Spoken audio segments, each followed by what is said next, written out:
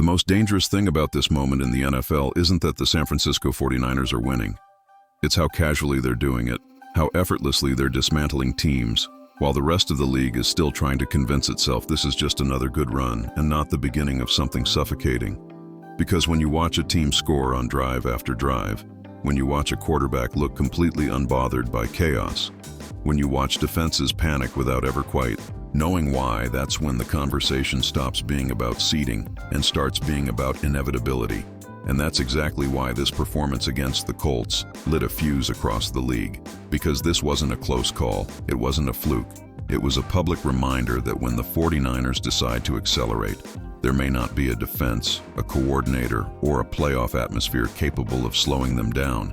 And the scariest part is that this came with injuries, with missing pieces, with Brock Purdy still being debated by people desperate to label him as something less than elite, even as he throws 5 touchdowns, moves defenders with his eyes and his legs, and presides over an offense that hasn't punted in what feels like a lifetime. Because at some point the excuses run out and what you're left with is an uncomfortable truth, that the path to the NFC 1 seed might run straight through a team that doesn't just beat you.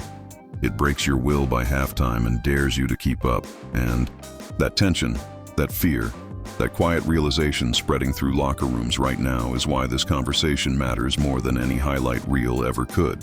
This all started on Monday night when the 49ers took the field against the Colts and turned what briefly looked like a competitive game into a statement, a 48-27 rout that was far louder than the score suggested. Because even when Indianapolis struck first, even when Phillip Rivers found the end zone early and the building came alive, there was no panic, no rush. Just Brock Purdy calmly answering, drive for drive, touchdown for touchdown, stacking scores until the Colts were forced into desperation mode and the game cracked wide open, and by the time that late pick six sealed it, the larger story had already been written. San Francisco wasn't just winning, they were hunting the NFC 1 seed, hunting home field advantage, hunting a playoff run that now feels less hypothetical and more like a countdown.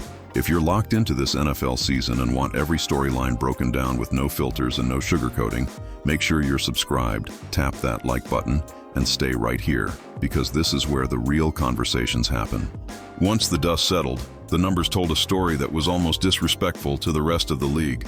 5 touchdown passes from Purdy, the first time a 49ers quarterback has done that since Steve Young. 21 straight drives without a punt. An offense so efficient that the punter might as well have been watching from the stands. And suddenly analytics weren't debating whether San Francisco was good, they were calculating probabilities for the 1 seed, with only one team ahead of them in that race. And that's where the tone shifted from impressed to uneasy. Because this isn't just about talent, it's about control.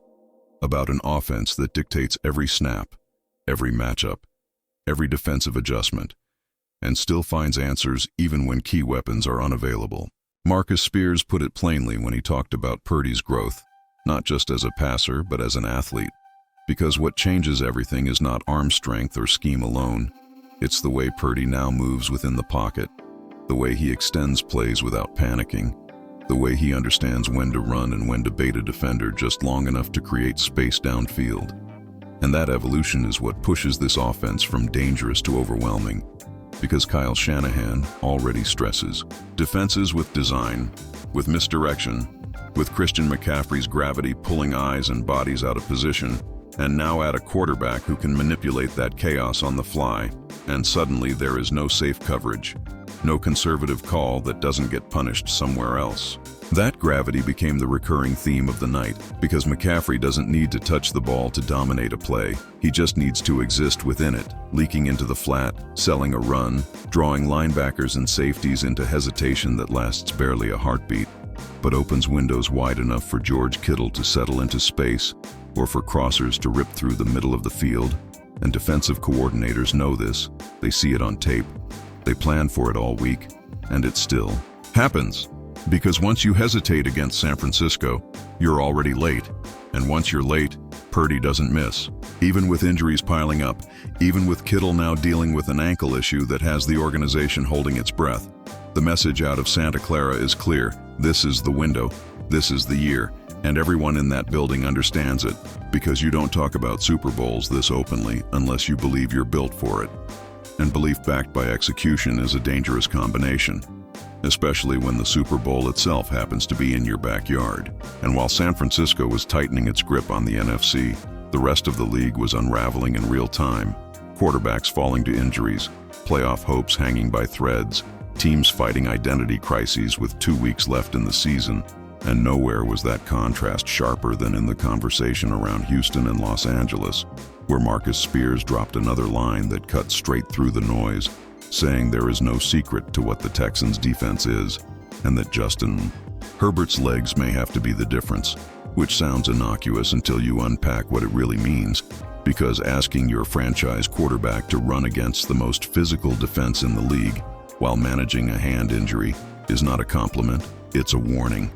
Every team that plays Houston comes away saying the same thing, that they are beat up, that they feel it the next day, that the hits are different, and when a defense builds that kind of reputation, it changes how games are played before the opening kickoff. Because Houston doesn't need to blitz to create pressure. They don't need to gamble.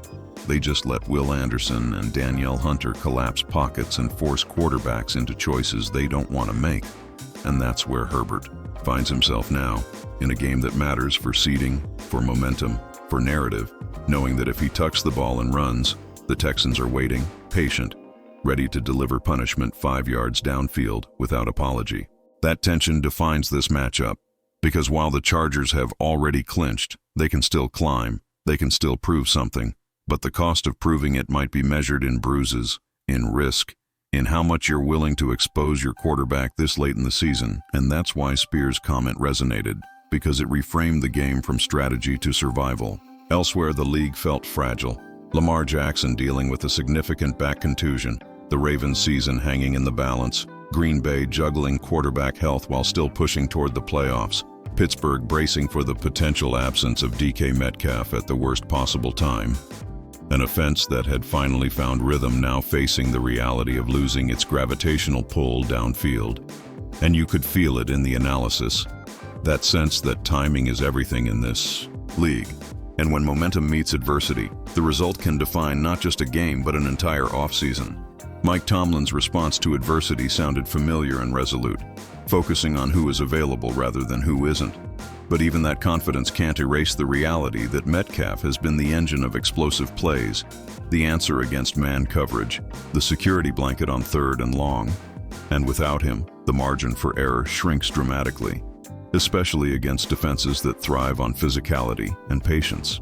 And then there were the teams already eliminated, Dallas and Washington staring down potential staff changes, Detroit clinging to playoff hopes by trying to rediscover its run game, Denver searching for consistency without Patrick Mahomes on the other side, Tampa spiraling under the weight of injuries and internal frustration, while Carolina, quietly, unexpectedly, found confidence behind Bryce Young, a young quarterback playing freer, faster, trusting his reads, and leading a team that seems to thrive in the underdog role, winning games nobody expects and forcing the league to take notice whether it wants to or not.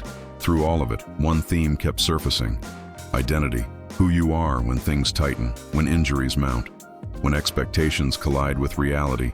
And nowhere is that identity clearer right now than in San Francisco. Because while others scramble, adjust, and hope, the 49ers execute. They dictate, they impose, and they do it with a calm that should unsettle everyone chasing them. Because dominance doesn't always announce itself loudly.